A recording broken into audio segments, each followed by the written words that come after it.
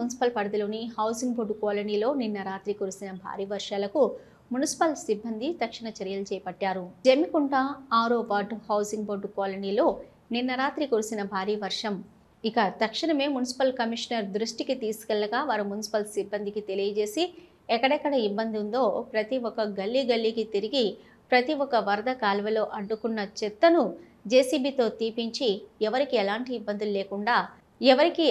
ఇబ్బందులు లేకుండా అర్ధరాత్రిలో మున్సిపల్ సిబ్బంది సహకారంతో శ్రీపతి నరేష్ మాజీ కౌన్సిలర్ వార్డు ప్రజలకు ఇబ్బందులు ఉండకూడదని అర్ధరాత్రి ప్రజలను అప్రమత్తం చేస్తూ వారితో మాట్లాడుతూ భరోసా ఇవ్వడం జరిగింది.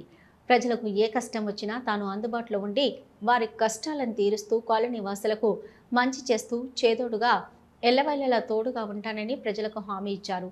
రాత్రి 2 గంటల వరకు కష్టపడ్డ మున్సిపల్ అధికారులు రాజిరెడ్డి, మహేష్, సదానందం, శ్రీకాంత్, సంపత్, సాబీర్, రాకేష్ మరియు మున్సిపల్ సిబ్బందికి వార్డు ప్రజల తరపున శ్రీపతి నరేష్ ధన్యవాదాలు తెలిపారు.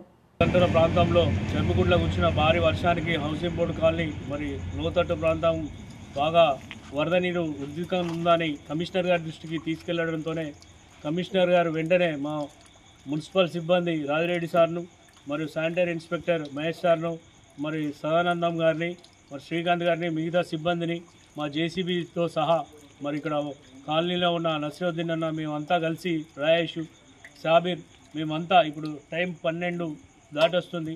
9:30 ప్రాంతం నుండి ఇప్పటి వరకు కూడా మరి పైనున్న వరద కాలువ నుండి కింది అక్కడ రామ హాస్పిటల్, హౌసింగ్ బోర్డు మరియు అంబేద్కర్ కాలనీ పోయే వరద కాలువ మొత్తం కూడా స్టాప్ చేసుకుంటా రావడం జరిగింది.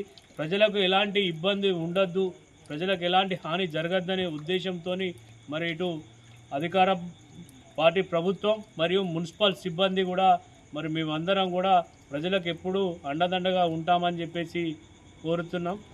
కమిషనర్ గారికి ప్రత్యేక ధన్యవాదాలు తెలియజేస్తున్నాం.